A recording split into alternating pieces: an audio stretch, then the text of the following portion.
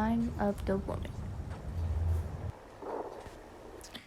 Now, the community is perfect, secure, safe, and most important of all, men-free. Let us celebrate the 75th anniversary with a speech from our very own president. Mom, please don't leave me. I need you. I don't have anyone else. You're all I have. This is all my fault. If only I was strong enough to take care of you, things would be better.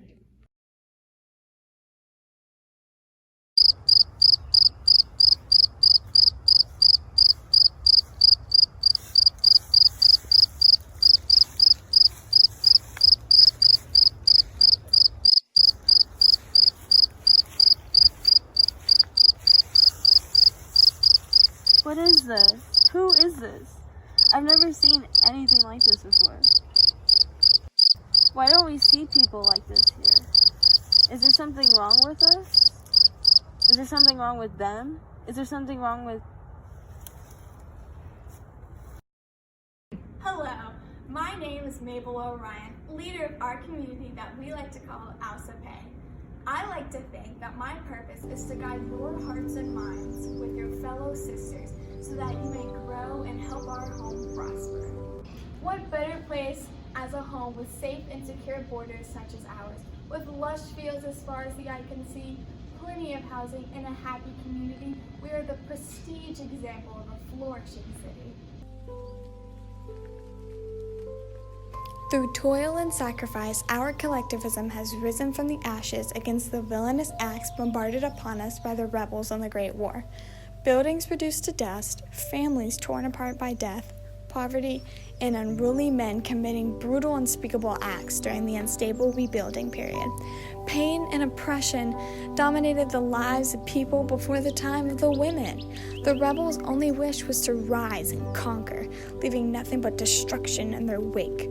But we prevailed, shouting our anthem as a war cry, Polymistis to Cosmo, warriors of the world. We were deemed victorious due to the many sacrifices made by all our contributing society members. Rebuilding from the ground up took many long, harsh winters and dedicated adherence. But the work did not stop there.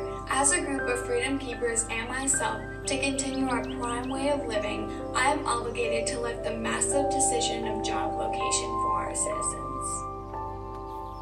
Each citizen is observed, then placed into a perfectly fit working station. And no worries if we see that none of our stations are the right fit. All are placed in a safer environment with equally important tasks. Families are free to roam the grounds, prancing happily down our trails inside the fence. Here in Dystopia, we do not discriminate or neglect one another. We pride ourselves in the lack of violence and turmoil within or against our walls since the end of the Great War. Equality resides in all workstations and housing with only a minor differentiation in clothing attire, for the community's benefit, of course.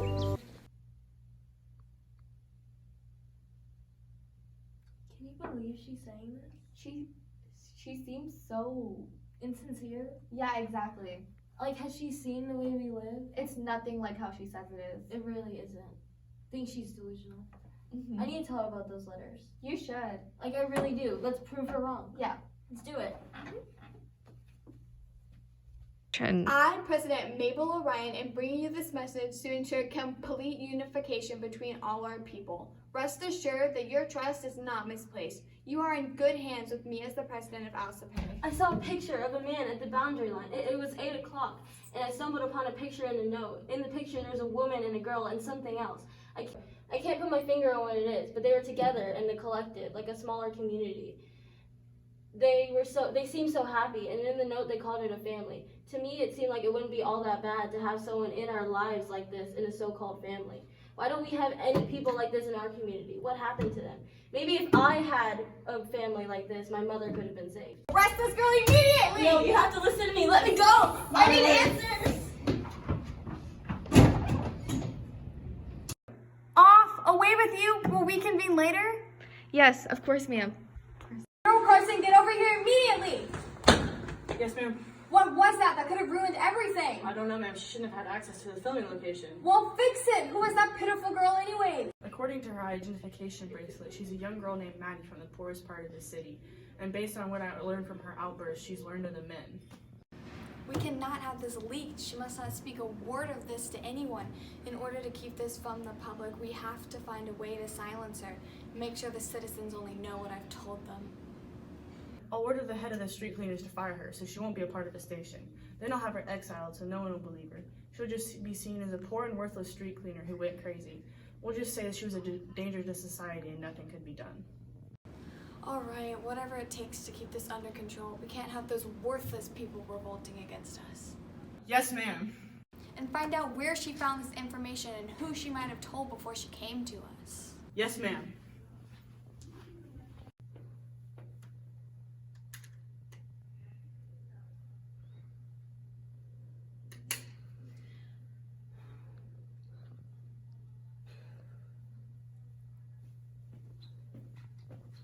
My life is a lie. My life is a lie. My life is a lie.